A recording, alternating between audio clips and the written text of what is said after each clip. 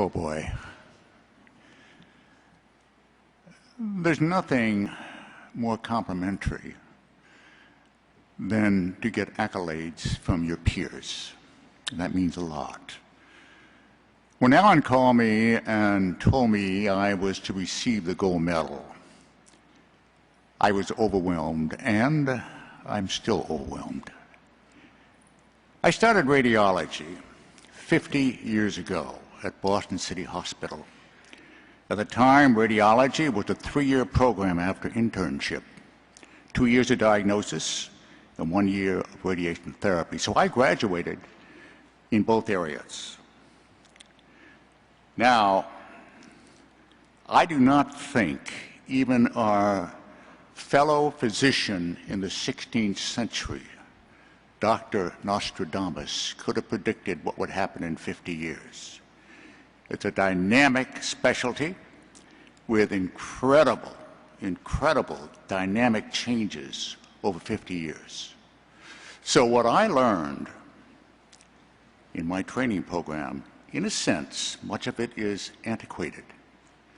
And that's important because, particularly to the young people in the audience, you have to realize that what you're doing now is wonderful, it's modern, it's dynamic. But this is food for thought. What is it going to be in IR 50 years from now? You see, I started radiology. I didn't say I took radiology, but I started it 50 years ago.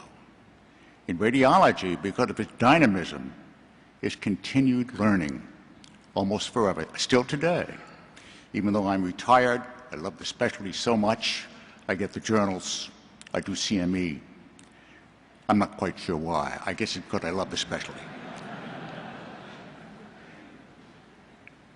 I could thank all the people that helped me along my journey, but if I did, I'm afraid Alan would tell me I'm becoming inebriated with the exuberance of my own verbosity. And I don't want to do that. I only have a few minutes. But there's several worth mentioning, very important. When I was at Boston City Hospital, I had the great fortune of having Dr. Morton Bosniak, who is emeritus professor at NYU in radiology, now retired, come to Boston and mentored me in vascular radiology. And then he was my supervisor in my 2-year stint as a James Picker Scholar with an emphasis on venous disease. So that was an incredible experience for me.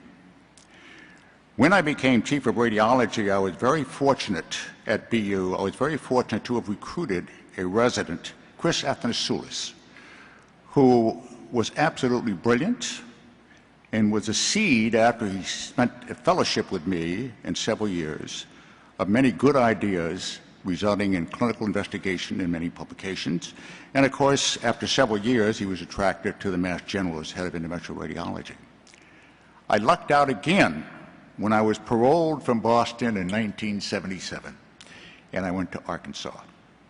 I lucked out again because I recruited an outstanding resident, Tim McCowan, took his residency with us, and then took a fellowship with me. And I realized that not only was he technically adroit, but he also had intellectual inquisition, so he had it all. So he stayed with me for a few years, and we collaborated on many things. But then he went to Nebraska, head of interventional radiology, but he returned. And while he was in Nebraska, he trained a young man. I wouldn't say young man because Bill Culp was a little older when he started this. He was in private practice, then went into intervention. So Tim came back as my vice chairman, and he attracted Bill Culp back on the staff. Bill was clinically extraordinarily good, but very interested in clinical investigation and research. And in conjunction with Mike Borelli, who was our head of research, he started a massive research program with the national grants, and that really rounded out our department, particularly in IR.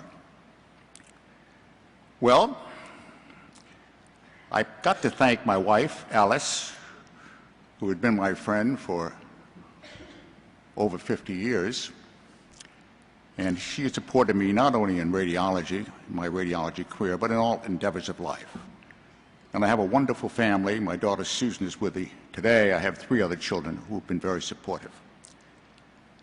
Now, I have this gold medal, which I put on my chest, and I thank the society for this wonderful honor. But when I take it off, it will always reside in my heart. So to the young people I say, you're in for quite a ride.